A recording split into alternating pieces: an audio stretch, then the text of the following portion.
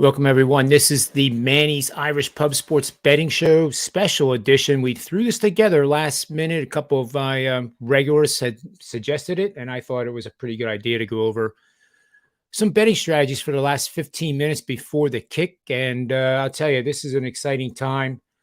This is a game I think I've wanted to see happen for many, many years, and it's finally happening. I think some of the key parts of this game to consider in the final minutes here is that Georgia did get pretty much hammered against Alabama. But don't forget that Alabama had everything on the line to win. If they lose that game, they are not part of this championship game or the college football playoffs semifinals. Georgia knew, and as tough as mentally, and I remember this as an athlete myself, that as tough as it is, when you have it in your head that there is a tomorrow, and yeah, we want to win this SEC championship game more than anything, especially against Alabama. But when you know there is a tomorrow, there is a drop off in the intensity. You may not think it at the time as an athlete, but it happens, and that's one thing to consider in this matchup. That there is a true reason why Georgia is still favored and not Alabama in this game. So the total, for what it's worth, is I think it's going to go over the total. And there's some other things too we can talk about here until Rob Veno and Dr. Chuck join me. Rob Veno will be coming on in about 3 minutes. Not sure about the other guys, but if they come on, that's great. Like I said, we just thought this would be a good idea to share some insights that we have. And looking at some of the bets on BetMGM is what I'm looking at right now. I wouldn't recommend playing around with the quarter lines. That's if you like the quarter, why not like the half? If you like the half, why not the game? The strategies between halftime and second half, these are two very good coaches, so the adjustments will be done, and they could have a dramatic effect on the outcome of the game, of course. However, looking at some of these spreads, Georgia -7.5 plus 200. I'd rather have -7 at plus 180. Alabama at, let me see, I got to scroll down here. Alabama at, -2 if you like Alabama, plus 145. That's a pretty good value. 3.5, it gets even better at plus 195. So, depending on who you like in the game, if you're a Georgia supporter or Alabama supporter, those are the two that I would look at. And winning margin of victory can be a little dicey as well. You're really not getting paid the true odds of being able to say that Georgia will win by 1 to 6 points or Alabama will win by 1 to 6 points. I would, if I was going to play these, I would play these as the long shots. Georgia wins 19 to 24 points. Alabama wins 19 to 24 points. That's 18.5 to 1, plus 1850 for Alabama to win by 19 to 24 points. That has some big numbers in it, including 24, 23, 21, 20. That's a pretty good range. And Georgia by the same is plus 1150. So those two, I think, are certainly worth it. I'm going to try to tweet during the game of any in-game bets I do. I know I didn't tweet it yesterday, but I actually got San Francisco at plus 950 on the money line when they were losing 17-0. And the reason was not based on any of my mathematical models. It was just a gut instinct that I really didn't think that San Francisco was just going to roll over and just give up. There was way too much on the line. And I also will admit I didn't think they'd come storming back like they did that quickly. But I did think they were going to have a chance, like they did at the end of the game, to come out the winner. And, that was one of those times. So, the way it goes in the pro sports world is that you hit these every once in a while. It's pizza money, and you'll probably go at 10 to 12 times not winning those kind of pizza money flyer type bets. But I think tonight if one of these teams does get out there to a 14, 17 point lead in the first quarter, especially by halftime, I probably would go contrarian and take the team that's getting beat up because this is going to be a slugfest, and there's going to be flows where Georgia is going to look like they're going to run Alabama out of the building, and then it'll be another haymaker, and Alabama will come storming right back. That's what I envision on this game. I don't think there's going to be a game that's just going to be, somebody gets out to 17-3 lead, and then it becomes worse and worse and worse, and you're falling asleep by the end of the day. We saw some incredible games yesterday in the NFL, and I wouldn't be surprised if this game would go to overtime. And that's another bet that I believe is plus 900 the last I saw it. So again, you're putting pizza money on it, $10, $5, $10, $20, $25. And it's meant to have fun. And I've been doing this a long time. And what you don't want to do is treat this like this is the game. I'm going to go for it. If you bet, $200 a game, you don't want to now say, oh my goodness gracious, this is going to be great. I'm going to put $2,500 on this game and convince yourself that you're going to win because nobody at the end of the day really knows what the final score is going to be or who's going to win and cover here. We Rob and myself and the other guys that are on my shows, we have good, strong opinions on who's going to win.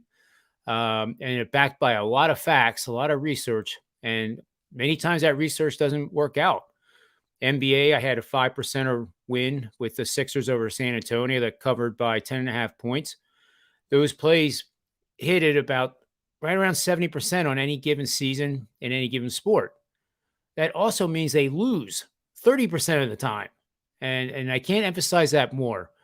Just because it's a 5%er doesn't mean you throw caution to the wind and obliterate the discipline that's got you there in the first place and do something ridiculously stupid, such as that. Let's see if Rob is here yet. He's not here yet. Well, I'll just keep going here for as long as I can, maybe another 4 or 5 minutes. If anybody in the chat room has any questions they want to ask me, certain bets, prop bets, I really wasn't too interested in any of the other type of bets. There's one that did interest me that I will get to here in a second. I just got to get back to that one page. So this is taking the total and the side and creating an alternative parlay, if you will.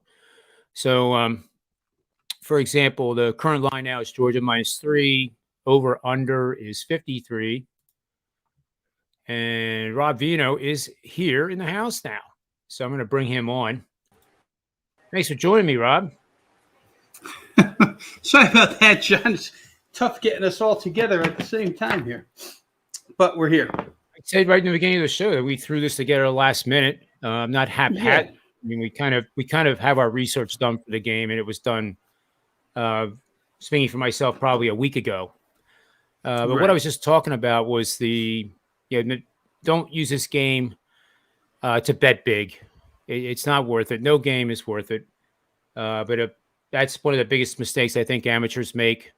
This is a 5%er for me. It doesn't mean that you go from betting $200 a game to betting $2,500 on the game just because I said it's a 5%er. That's insane. I said too that they do win at 70%, but you have to also understand that I could do a promotion saying, hey, I got a 5%er and it loses 30% of the time. I'd rather promote that. That's the reality. I mean, it's just a cautionary statement on my part, because I hate it when somebody just goes for it and then it doesn't work out, and it's just awful.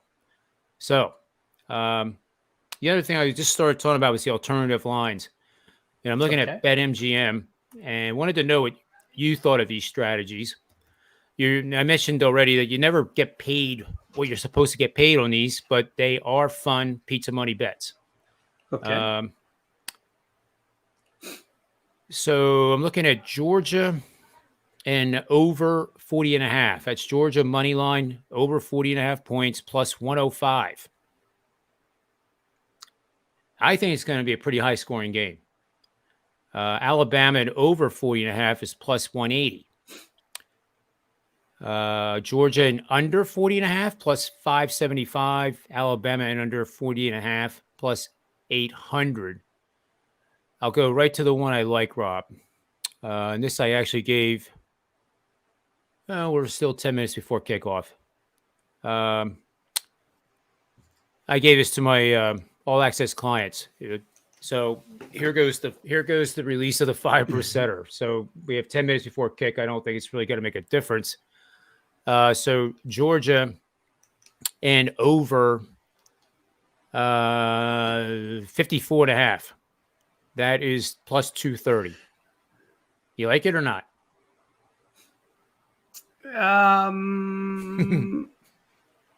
Well, I'll say this. I mean, it is 10 minutes before game time. And I, too, last week, I played a 5% on this game. I'm on the same side as you. I like the Georgia part. The getting to 55 part is possible. They got to 65 the first time. I'm a big believer that head coaches love to fix what went wrong the first time around. And for Kirby Smart, it was that defensive secondary and that lack of pass rush, which had been great all season long. The only way Alabama moved the football in that game was they had the capability to go vertical, push up the field, and Georgia couldn't stop those huge chunk plays. So to me, the 65 that they got the first time around, I don't know that they'll get that this time around, just on my line of thinking. But, 10 less points, a 31-24 game in modern-day college football is never out of the realm of possibility for sure. If Georgia doesn't play better on that side of the ball, right, the defensive line, which has been outstanding all season long, couldn't get to Bryce Young. And in fact, John, in that game, they couldn't stop Alabama without their top running back. Brian Robinson was hurt in that game. Now we saw what they did to Cincinnati. I don't believe that what Alabama did to Cincinnati is necessarily going to happen against Georgia. I mean, Cincinnati's just a team that played a schedule that didn't really lean on them, both sides of the line, the way Alabama did. And Alabama quickly found out all we need to do is hand off and we're going to win this game. They ran for over 300 yards. Yeah. If it doesn't go in big chunks, and if you escape the pick sixes, the scoop and scores, the punt returns for touchdowns, those types of special team defense touchdowns, then I think that 55 might be a ceiling for this game in my mind. So we'll see how it goes. But I do like Georgia. I just think, we talk to a lot of people in the industry, right? You do a zillion shows, talk to a lot of people, and then other bettors included. And the best case I get for Alabama is, well, I'm taking Nick Saban plus points any day. And that's a great thing but I don't know that it's a sole strategy, right? I'm just blindly, mechanically, Alabama's getting points. I'm on that side. I think there's a little bit more to it than that. And hopefully Georgia gets there. I've reduced my play, John. My play is on the first half. I just anticipated Georgia being hell-bent on coming out, playing much better right at the opening kickoff. And they were laying a half a point when I released the bet last Tuesday morning. My idea was, I think they can be winning by 1 point at halftime. They were, if we remember right, they were winning 10-0 in the second quarter that first time around. And then it got away. The dam kind of broke and Alabama realized, hey, we can get deep on these guys. So just some quick thoughts of mine on this game. Yeah, there's a lot of stats actually I have that work against Saban in his career as the head coach of Alabama, believe it or not. One is that Georgia, they did beat themselves in that SEC game. They contributed to it, fumbles, interceptions. But they generally, for the whole season, one of the best things they did that goes largely unnoticed is they averaged only less than 40 yards and penalty yards per game. Saban is 7-20 against the number, facing teams that don't make mistakes with penalties. And that kind of has been sticking with me for months because I've known that one for all the years of the SEC. So, Smart's coming off a game where they gained 6.25 or more yards per play.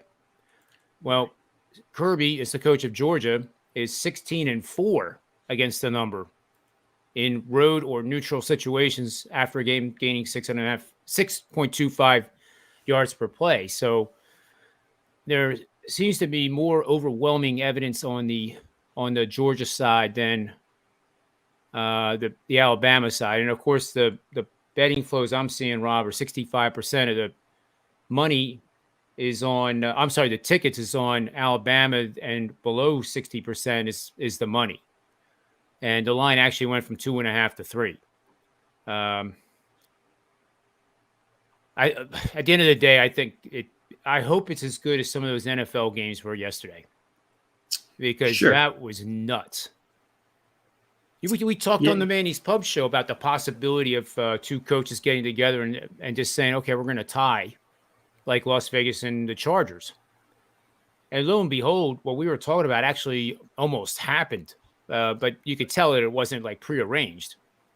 But at the end there, and the Chargers coach is going to take a lot of heat for a lot of months on the reason he called timeout, because the Raiders coach, as you know, said that gave us a chance to reassess. And they decided to do another running play instead of possible kneel down, is what I was reading between the lines. And they would have gone for that 58, 60-yard field goal. And if it makes it, great. If it doesn't, we're still in. But that timeout changed everything. And the interference call that wasn't called. I mean, I know everybody's still ranting and raving about that thing. There were a lot. I mean, there was a blatant 15-yard face mask on that final drive against the Chargers that wasn't called on Derwin James. But, there's no excuse. I mean, I can't think of one. Brandon Staley gave us one. We were in the wrong grouping. We thought they were going to call a running play. We're in the wrong grouping. But there's really no excuse for LA to call a timeout in that situation. You know exactly. The thing is, he calls timeout. There's 38 seconds left in the game. And the other side is at the line of scrimmage. I mean, they're not in victory formation when he calls timeout. So I doubt the kneel down was coming. They were going to run. But even after the timeout, they came back and they kind of ran a give up play, a slow developing off tackle run that you have to hold the defense responsible for, right? If you got the right grouping in there, they let that kid run for 10 yards, John. If they stop him for 1 or 2, which they should, then like you're saying, it sets up to be a 54, 55 yarder. We'll make the game look legit. We'll try. In fact, I'm thinking out loud with my son as the game was going on. I said, if it becomes a 55 yarder, the chances of it getting blocked become a little bit larger because you have to kick the trajectory lower. And maybe he just kneels on it and ends the game 32-32. Nobody would blame him. Nobody would argue. I mean, of course, the conspiracy theorists would have something to say today, but we'd all know it was a legit tie. Yep. The timeout, indefensible, but I don't know that it cost them the game because that defense, you can't give up 10 yards on a play like that. It's just, especially when you have the right personnel on the field after the timeout. How does that happen? But it did. Yeah, that is mind-blowing. He as a head coach, John, as we go through the NFL season, probably made me scratch my head. Brandon Staley, I'm talking about, with his insistence on going for it on fourth down every week, every situation. I'm going for it. And it cost his team a bunch. And his insistence on going for 2 all the time. In fact, at 29-20 in that game, after they scored a touchdown, I'm thinking just kick the extra point. And this way, if you get another touchdown, you have a chance to tie.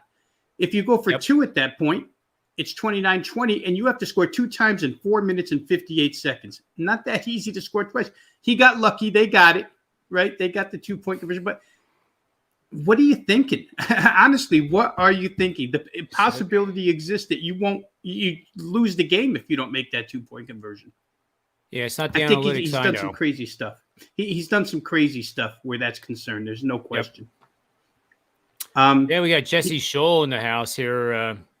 I didn't know he was politically motivated like this. He's a pretty quiet Okay. guy. An infamous American president said, "Fool me once, shame on you. Fool me, well, I can't be fooled again." I actually So don't he's know who that on was. Nick But, Saban. yeah, well, actually, he says, I don't think Bryce Young is going to fool Georgia Oh, again. okay. So he's okay. I misread. Sorry, Jesse. I see what you're saying. Yeah, my last thoughts before I let you go here at 7:59 is I really want to see Georgia jamming those wide receivers at the line of scrimmage. They had too many. When I looked at the film, well, it's not film anymore; it's digital media. But when I looked at it, they gave so many free um, opportunities for those great Yeah. wide receivers to get off the line of scrimmage without even being touched. And those guys, nobody's going to chase them down. And they have several of them. So I want to see some smash mouth at the line of scrimmage if I'm a Georgia fan.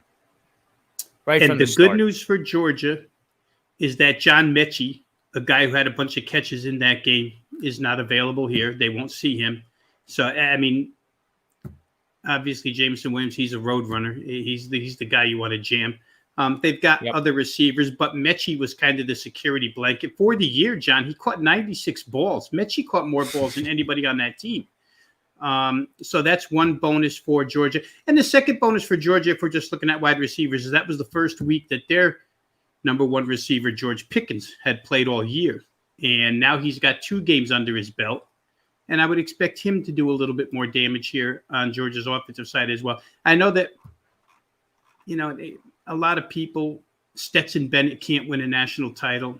I don't know that I fall for that. I mean, the kid has looked good for most of the year. And I will say this.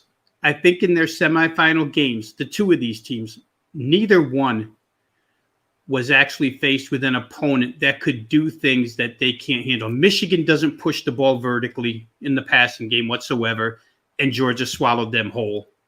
So they didn't really get tested for this game. And again, Alabama at the line of scrimmage was just sheer dominance. Cincinnati doesn't measure up. As good as they were, 12-0, 13-0, they're still, they lack on those 2 sides compared to an SEC power. So it should be a good matchup. I'm with you. I hope it's good. I hope it goes in our direction. I mean, if it's not going to be good, let's have it be a Georgia blowout. If it's not going to be good, right. I don't want to see the other way. And I don't want it to be good and have Alabama win. So let's hope. I can tell you this. This is from my predictive models. There's a high probability based on their work, the models I created, that Georgia is going to gain 9 or more net passing yards per attempt. So net obviously includes the sacks. So when Alabama has allowed 9 or more net passing yards in a game per attempt, they are 1-3 this year, 1-6 the last 3 years, 11-30 the last 15. That's not last 15. That's 11 under Saban. That's what that record is. So that's one of the things I'm going to be looking for here. Like at the end of the first half, if Georgia's averaging more than 9, that should be a good thing on the scoreboard. And it's part of the Georgia handicap here too, John, because Alabama's defensive backfield is was banged up heading into the Cincinnati game. They couldn't capitalize on it. But if there's a weakness, that's where it is. And, again, when you have this many days to have that, just in the back of your head and this many days to film study, looks like right now they're just going through pleasantries. They may have tricked us with an 8:00 start here. This is way off topic, but, I thought this game was on ABC. So I had ABC on the monitor. You keep seeing me looking up because I'm looking at a TV. And on ABC came The Bachelor. And I thought, well, John's in quite the dilemma here because what does he watch right now? Yeah, I know.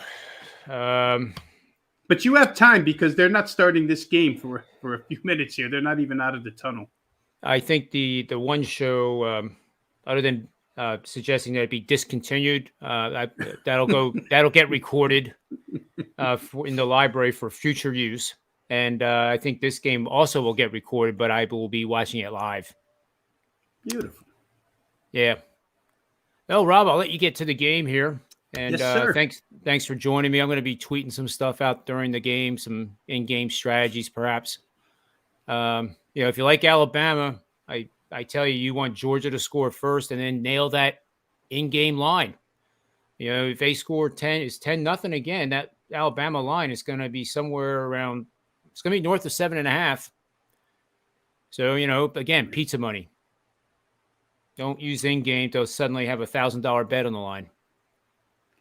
Yeah, the same rules apply here for everybody listening. This is not the day to, No. I know that New Year's Eve is referred to as amateur night for drinkers as well, but, it's no time to try and be here. We do have big plays on it. The only reason I had it is because I truly do like it this much. I'm sure you feel the same about the play that you have there, John. And we just hope it goes our way. But it's not something that my mortgage is on. Oh, no way.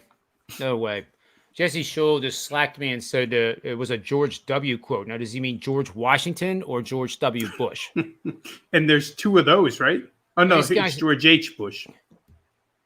The Yeah. first one is Herbert Yeah. Hooker Bush. And I hope he hears me. I mean, these guys from Vancouver, they got to realize that we had a president that was George Washington. Yeah, Jesse's a great guy. Jesse is a great guy. We just don't know any quotes from Canadian prime ministers. I don't know any. I don't think I can name one. Right. So, here in the States, we have zero knowledge of their governing body. Except for the guys who ride the horses, the Royal Mounties, I guess. Oh, yeah. Yeah, that's I know impressive. about them. Absolutely. And the Vancouver Canucks. Toronto Maple Leafs. We know them. Montreal Absolutely. Canadiens. The Winnipeg Jets. We do know them. Anyway, let's enjoy the game, Rob, and I'll be talking to you soon. And thanks, everybody, for watching this. And remember, bet with your head and not over it. And may all the wins continue to be yours. We'll talk to you guys later.